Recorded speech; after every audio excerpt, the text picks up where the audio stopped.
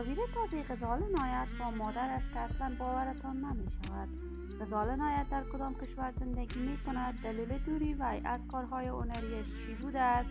افشای حقایق و رازهای بزرگ پشت پرده زندگی غزال نایت بارجه آرایش که اصلا باورتان نخواهد شود. من در این ویدیو پیرامون حقایق همین ماجرا خواهم پرداخت. پس در ادامه با کانال دنیا اینفو باشید.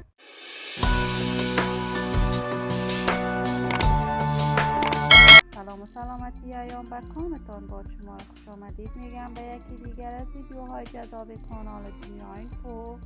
برای دوست شدن با این کانال علامت سابسکرایب را فشار بدید تا از ویدیوهای دیگر کانال دنیا اینفو هم آگاه شوید.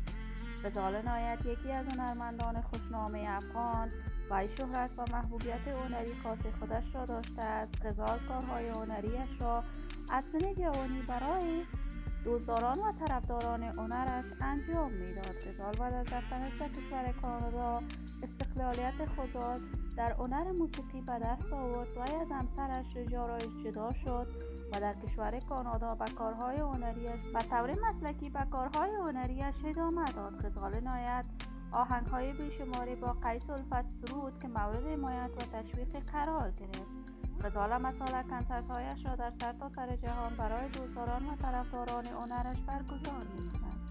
وی با خانواده‌اش در کشور کانادا زندگی می‌کند.